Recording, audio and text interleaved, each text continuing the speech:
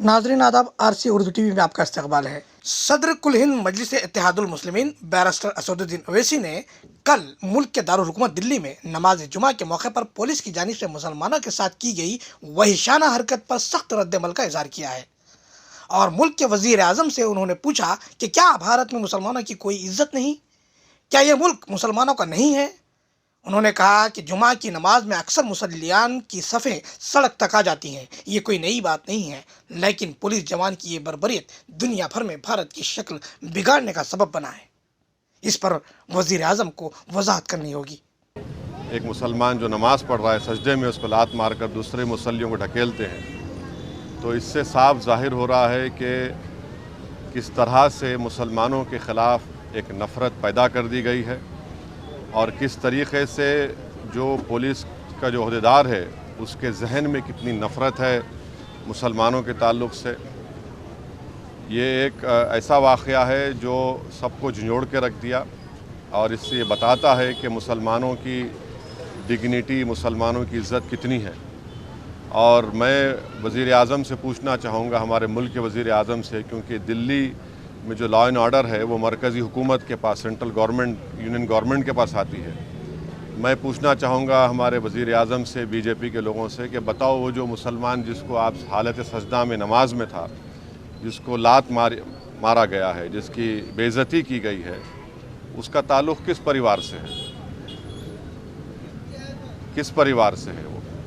کس کے خاندان سے؟ بتاؤ آخر یہ اتنی بے عزتی کیوں کی جا رہی ہے بھارت کے 17 کروڑ مسلمانوں سے، جو اس وطن عزیز کے آبادی کا 14% سے زیادہ حصہ ہے؟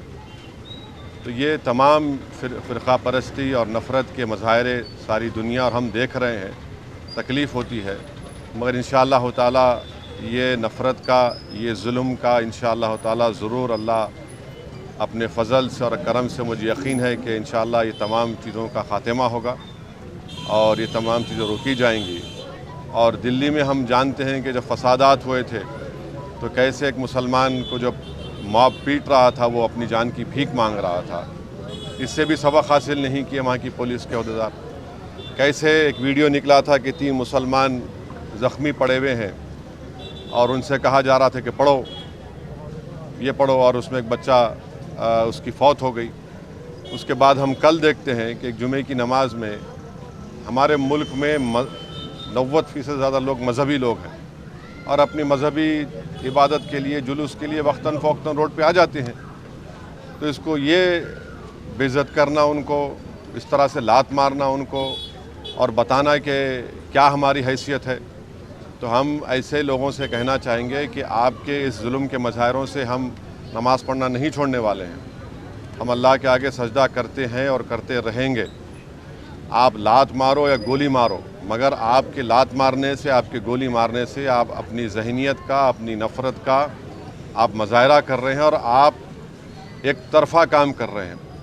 اور بھارت کے مسلمان کا پریوار کس پریوار سے تعلق ہے بتا دیں۔ یہ تمام میرا سوال ہے ان تمام نام نہاد سیکولر پارٹیوں سے، ہمارے ملک کے وزیر اعظم سے، کہ بتائیے جو سجدہ کر رہا تھا جو مسلمان ہے اس کا کس پریوار سے تعلق ہے، بتائیے ہم کو۔ چلیے۔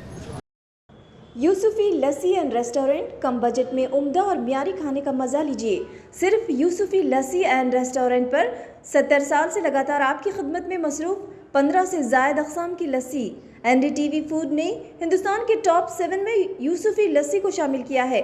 40 سے زائد قسم کے لزومات، کم دام لیکن اعلیٰ کوالٹی، دلہن کی طرح سجے ریسٹورنٹ میں کھانے اور پینے کا مزہ لیجیے۔ یوسفی لسی اینڈ ریسٹورنٹ، روبرو پریا تھیٹر، ملے پلی، حیدرآباد۔ Phone number 9010866333۔